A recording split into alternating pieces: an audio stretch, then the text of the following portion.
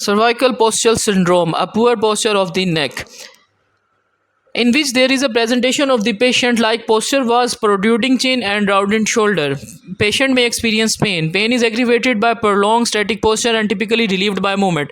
When patient perform any kind of stretching and some kind of movement and strengthening exercise, the pain become less. When there is static posture on work, the pain become worsen. Patient may experience burning or itching pain when there is a static posture. When patient perform any kind of activity of their daily living in which there is static posture, and then patient may experience a burning or itching pain across the shoulder, neck and suboccipital area.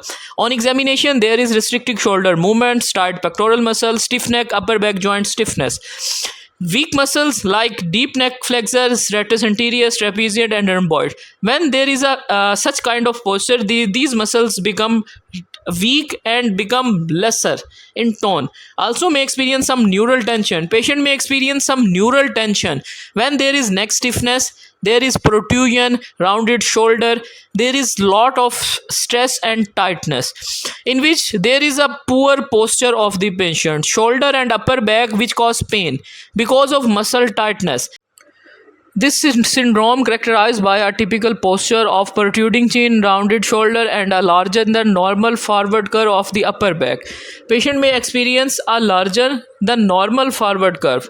There is some kind of hunch and some kind of cervical hump type position. It may be seen in athletes whose sports required them to adopt prolonged posture, such as cyclists, baseball players, baseball catchers and hockey players, because of their work demand. It may also occur in the workplace among people like working at the computer screens and painters and production like workers. Most of the people did not care about their posture. Welcome to our YouTube channel.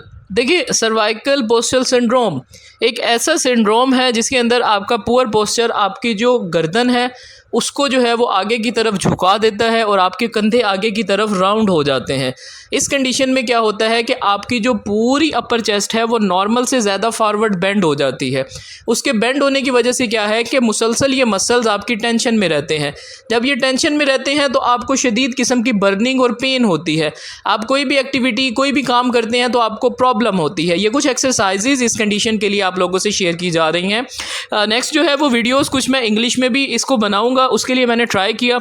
उसमें यह है कि हमारी जो audience है उसके लिए जितना अच्छा मैं उर्दू में समझा सकता हूँ उतना इंग्लिश में नहीं समझा सकूँगा, इसलिए मैंने इसको स्टार्ट में इंग्लिश किया और देन मैं इसको उर्दू की तरफ लेकर आया।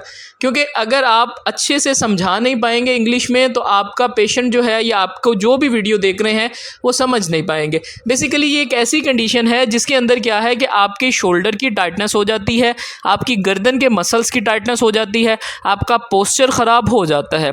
पोस्चर में क्या होता है कि आप जो है वो आपका जो एक नॉर्मल कर्व होता है अपर बैक का वो ज़रूरत से ज़्यादा आगे हो जाता है। हमने इनको जो है वो उसकी कुछ स्पेशलाइज्ड एक्सरसाइजेज करवाई। उन एक्सरसाइजेज में जो है वो हमने स्टार्ट में इनको कुछ एक्सरसाइजेज आपने देखी वो करवाई। उसके बाद जो है वो हमने बॉल के साथ इनको दीवार पे स्ट्रेंथनिंग करने का कहा। उसके बाद क्या है कि इनके जो राउंडेड शोल्डर, वो जो सारी एक्सरसाइजेज थी वो इनके गर्दन के पोस्चर को ठीक करने की थी। अब हमने इनके राउंडेड शोल्डर, जो शोल्डर आगे की तरफ झुक जाते हैं, उनको बेहतर करने के लिए ये एक्सरसाइजेज हमने की हैं।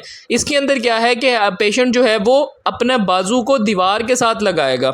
इसमें जो है वो उनके जो शोल्डर फॉरवर्ड यानी कि अंदर की तरफ रुके हुए हैं, मुड़े हुए हैं, वो बेहतर होंगे। बेसिकली ये एक्सरसाइज नहायत इफ़ेक्टिव है उन लोगों के लिए जो सारा दिन वर्कर हैं यानी कि ऑफिस वर्क करते हैं, आगे की तरफ उनके बाजू जो हैं वो झुक के बैठे रहते हैं। और कुछ ऐसे होते हैं जो मतलब पेंटिंग का काम करते हैं या कुछ मतलब कि जिनका वर्क डिमांड ऐसी होती है कि उनमें स्टैटिक यानी कि एक ही पोजीशन पे काफ़ी टाइम उनको बैठना पड़ता है। उसकी वजह से क्या है कि मसल्स के अंदर टेंशन आती है, वो स्टिफ होते हैं और वो एक ख़ास किस्म का पोस्चर अडॉप्ट कर लेते हैं। ये भी हमारे पास जो पेशेंट आए हैं इनकी भी यही कंप्लेन थी, यही प्रेजेंटेशन थी। अब इसके अंदर हमने इनको स्पेसिफाइड एक्सरसाइजेज जो हैं वो स्टार्ट करवाई हैं। उसके अंदर क्या है कि फ़र्स्ट ऑफ ऑल जो एक्सरसाइजेज आपने देखी वो थी इनके अपर बैक के लिए। अब हमने जो है वो इनके राउंडेड शोल्डर्स को बेहतर करने के लिए ये एक्सरसाइज करवाई है। ये एक्सरसाइज नहायत इफेक्टिव है क्योंकि आपके आगे जो पेक्टोरलिस मेजर मसल्स हैं, बड़े पेक्ट मेजर मसल हैं, उसके बाद आपके शोल्डर के मसल्स हैं वो मतलब कि टाइट हो जाते हैं, जिसकी वजह से कंधे आपके आगे की तरफ चले जाते हैं। इसमें देखें कि अब हमने इनके नेक के मसल की स्ट्रेंथनिंग करवाई है, क्योंकि टाइट जब होता है मसल तो वो कमज़ोर हो जाता है। तो कमज़ोरी उसकी दूर करने के लिए हम जो है इनको ये बैंड के साथ एक्सरसाइज करवा रहे हैं। इसके अंदर क्या है कि हमने इनको कहा कि बैंड को आप रोक के रखें और अपनी गर्दन को पीछे की तरफ से पीछे जाने की कोशिश करें। उससे क्या है कि इनके जो गर्दन के मसल्स जो कमज़ोर होकर एक जगह पर रुके हुए हैं, टाइट हैं, वो बेहतर होंगे। बेसिकली ये बहुत ज़्यादा क्लासिफाइड एक्सरसाइजेज़ हैं। अगर आपकी भी यही प्रेजेंटेशन है तो आप ये एक्सरसाइजेस कर सकते हैं। लास्ट में जो एक्सरसाइज हमने इनको करवाई है, इसके अंदर क्या है कि आपने हाथों को इस तरह से पकड़ना है और हाथों को नीचे करना है और अपनी गर्दन को ऊपर लेकर जाना है। देखिए कि इनका ये जो हंच बैक था ये पहले बहुत ज़्यादा था, लेकिन जब इन्होंने एक्सरसाइजेस की, इनके जो मसल टाइटनेस थी, जो मसल वीकनेस थी, उसका बैलेंस ख़राब हुआ था। वो बैलेंस जब बेहतर होगा तो मसल्स और इनकी जो पोस्चर है वो बेहतर हो जाएगा, क्योंकि पोस्चर जो है वो इनका प्रोट्रूडिंग चिन, यानी कि इनकी जो चिन और मतलब के मुँह वाला हिस्सा है वो सामने है और इनके शोल्डर राउंडेड है और इनकी गर्दन आगे की तरफ झुकी हुई है। तो ये कंडीशन जो है ये आपके कंधों पे, नेक के मसल पे और आपके जो सब ऑसिपिटल रीजन है, यानी आपकी गर्दन के जो बेस है, आपका जहाँ पे स्कल है, वहाँ पर ये दबाव डालता है। उसके दबाव की वजह से पेशेंट को पेन होता है बहुत ज़्यादा। उसमें जो है वो इनके शोल्डर की मूवमेंट रिस्ट्रिक्ट हो जाती हैं, इनके पेक्ट मेसर यानी कि चेस्ट वाले मसल टाइट हो जाते हैं, इनकी नेक स्टिफनेस होती है और अपर बैक जॉइंट जो है वो इनके टाइट और स्टिफ हो जाते हैं।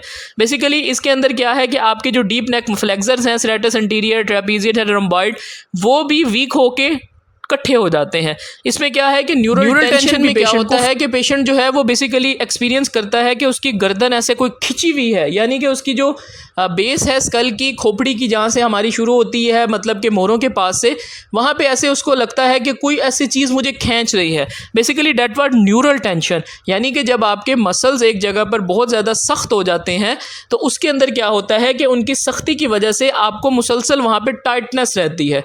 अब बहुत से लोग, बहुत सी फीमेल्स, उनके ये गर्दन के मसल्स टाइट होते हैं जिसकी वजह से उनको सर्वाइकोजेनिक हेडेक होता है, यानी कि वो हेडेक उनके सर दर्द की वजह से नहीं होता, वो उनके मसल्स की टेंशन की वजह से होता है।